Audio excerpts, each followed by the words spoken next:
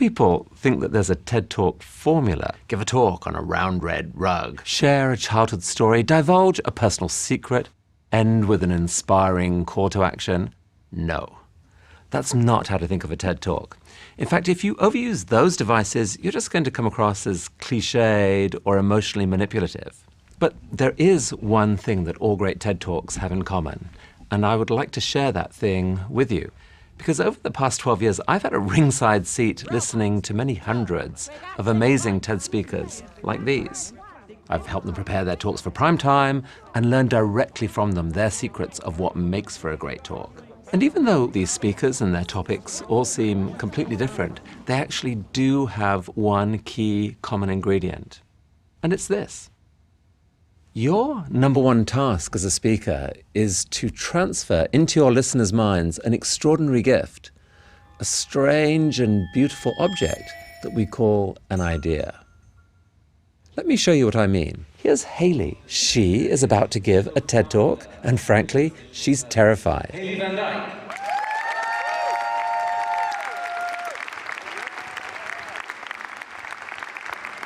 Over the course of 18 minutes, 1,200 people, many of whom have never seen each other before, are finding that their brains are starting to sync with Hayley's brain and with each other. They're literally beginning to exhibit the same brainwave patterns. And I don't just mean that they're feeling the same emotions. There's something even more startling happening. Let's take a look inside Hayley's brain for a moment. There are billions of interconnected neurons in an impossible tangle. But look, here, right here, a few million of them are linked to each other in a way which represents a single idea. And incredibly, this exact pattern is being recreated in real time inside the minds of everyone listening. That's right. In just a few minutes, a pattern involving millions of neurons is being teleported into 1,200 minds just by people listening to a voice and watching a face. But wait, what is an idea anyway?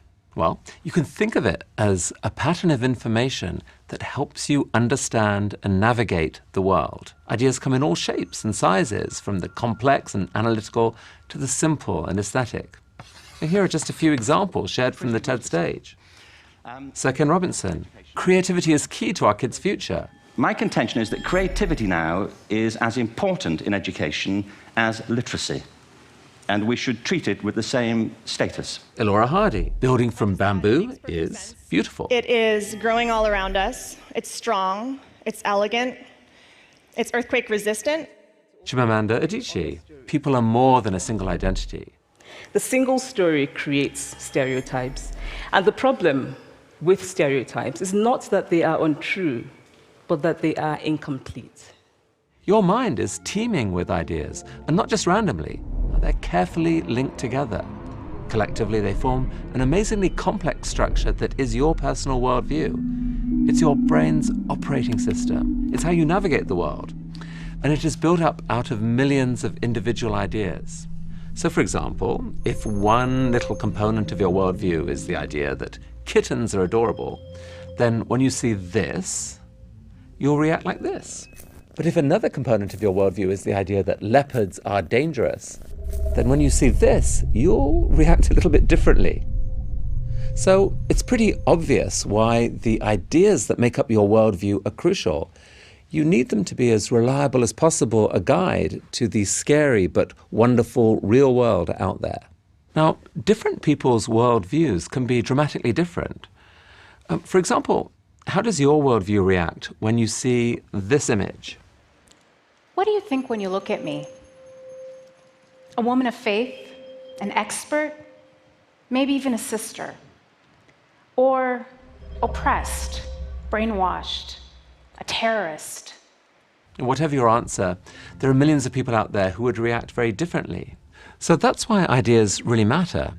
If communicated properly, they're capable of changing forever how someone thinks about the world and shaping their actions both now and well into the future.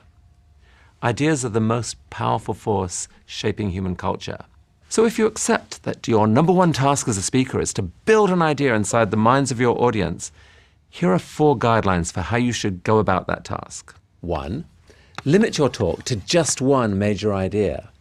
Ideas are complex things. You need to slash back your content so that you can focus on the single idea you're most passionate about and give yourself a chance to explain that one thing properly. You have to give context, share examples, make it vivid. So pick one idea and make it the through line running through your entire talk so that everything you say links back to it in some way. 2, give your listeners a reason to care. Before you can start building things inside the minds of your audience, you have to get their permission to welcome you in. And the main tool to achieve that? Curiosity. Stir your audience's curiosity.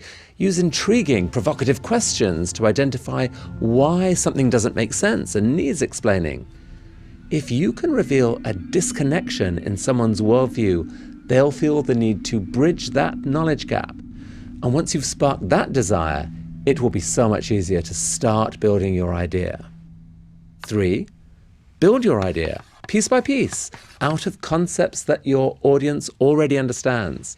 You use the power of language to weave together concepts that already exist in your listeners' minds, but not your language, their language. You start where they are. But speakers often forget that many of the terms and concepts they live with are completely unfamiliar to their audiences. Now, metaphors can play a crucial role in showing how the pieces fit together because they reveal the desired shape of the pattern based on an idea that the listener already understands. For example, when Jennifer Kahn wanted to explain the incredible new biotechnology called CRISPR, she said, "It's as if for the first time you had a word processor to edit DNA. CRISPR allows you to cut and paste genetic information really easily." Now, a vivid explanation like that delivers a satisfying aha moment as it snaps into place in our minds. It's important, therefore, to test your talk on trusted friends and find out which parts they get confused by. 4, here's the final tip. Make your idea worth sharing. By that I mean, ask yourself the question, who does this idea benefit? And I need you to be honest with the answer. If the idea only serves you or your organization, then I'm sorry to say it's probably not worth sharing. The audience will see right through you. But if you believe that the idea has the potential to brighten up someone else's day, or change someone else's perspective for the better, or inspire someone to do something differently, then you have the core ingredient to a truly great talk, one that can be a gift to them and to all of us.